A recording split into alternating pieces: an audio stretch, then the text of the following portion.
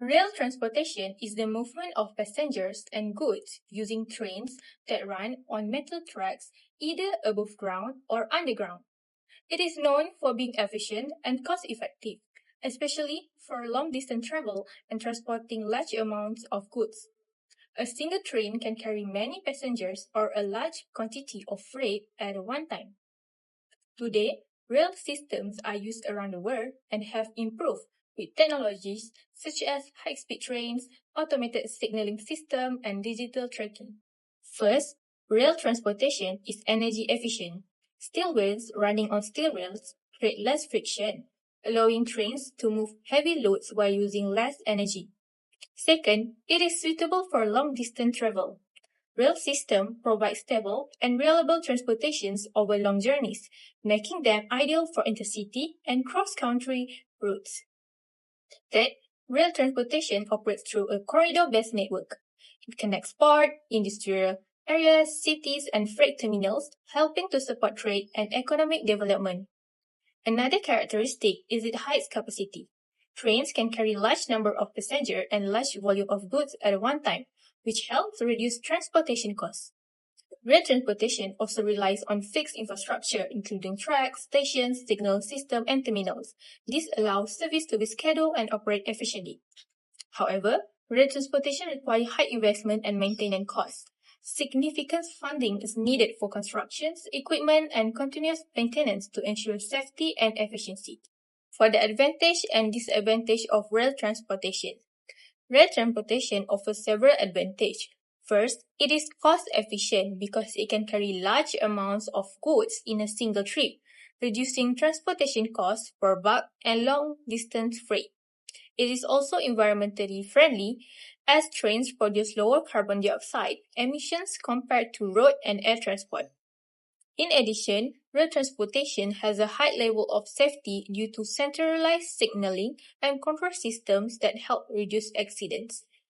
Rail system also reduce road congestion by moving many passengers and large volumes of cargo at once.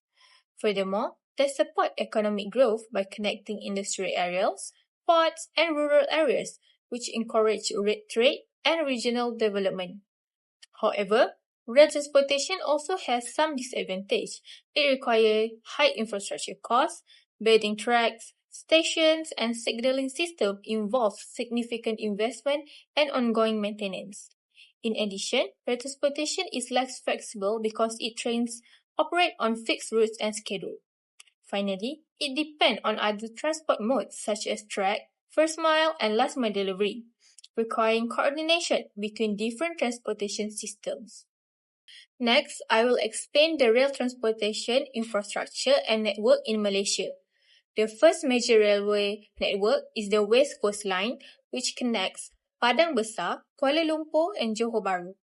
This line links major cities, industrial areas, and commercial centers along the west coast of Peninsular Malaysia, making it one of the busiest rail corridors in the country.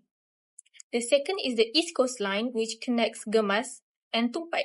It serves the eastern regions of Peninsular Malaysia and helps improve connectivity between rural communities and major towns, especially in areas with lower level of urbanization. Another important project is the East Coast Rail Link, or ECRL, which is currently under construction.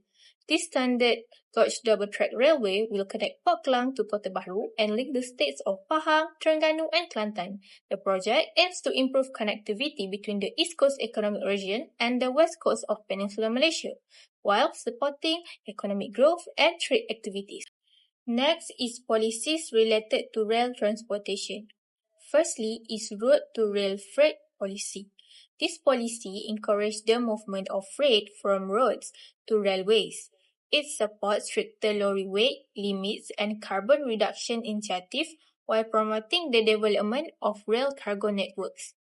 As a result, it helps reduce road congestion, lower highway maintenance costs, decrease carbon emissions, improve air quality, and enhance road safety by reducing the number of heavy trucks on highway. The second one is open access and ticketing integration policy. This policy encourages fair competition among railway operators and requires booking platforms to display rail service equally. It provides passengers with information on ticket price, travel times, and environmental impacts. The policy also supports seamless multimodal and cross-border travel through integrated ticketing system, making journey more convenient. In addition, it offers passenger protection through rerouting, assistance, or compensation when delays cause missed connections. Next, I will discuss some of the issues and challenges in rail transportation. The first issue is a train crash in Bekasi, West Java, Indonesia. The accident happened when a taxi became stuck on a railway crossing. This case highlighted safety problems in rail infrastructure.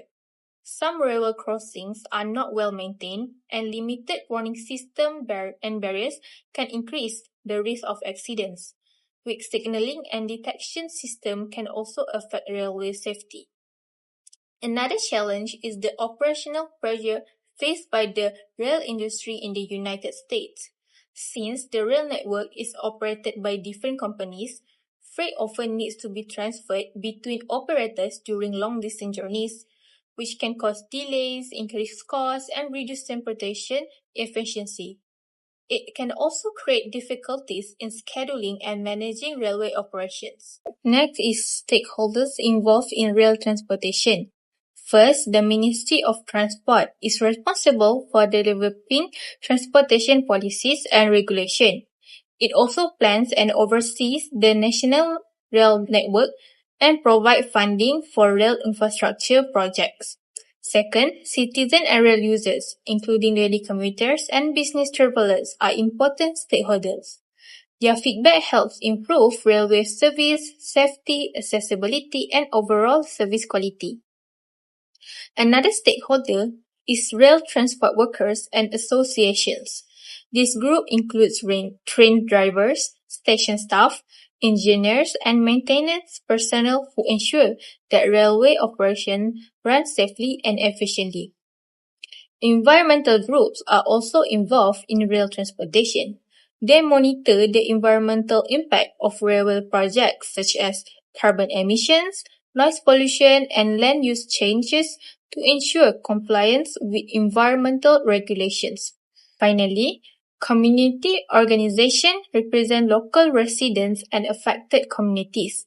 They participate in discussions and consultations on railway projects and raise concerns about issues such as safety, accessibility, and land acquisitions.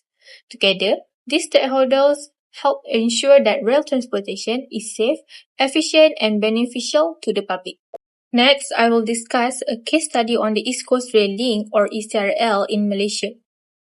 ECRL is a major railway project that connects Kota Bharu in Kelantan to Port Klang in Selangor. The project aims to improve passengers and freight transportation between the east and west coast of Peninsular Malaysia. It also enhances connectivity, supports trades, and promotes regional economic growth. Several stakeholders are involved in this project, including the Ministry of Transport, rail transport workers, citizen and rail users, environmental groups, and community organizations. These stakeholders work together to ensure the project meets transportation, economic, and environmental goals. However, ECRL also faces several challenges. This includes high construction and maintenance costs, environmental concerns, land acquisition issues, and the need for strong coordination among different stakeholders. Despite these challenges, the project brings many benefits, as it helps reduce road congestion, shorten travel time, lower logistic costs, strengthen strait connection, and reduce carbon emissions by shifting transportation from road to rail. To improve the project's success, several recommendations have been proposed. This includes investing in smart signaling system, conducting continuous environmental monitoring, providing technical training for rail workers, and strengthening collaboration among all stakeholders.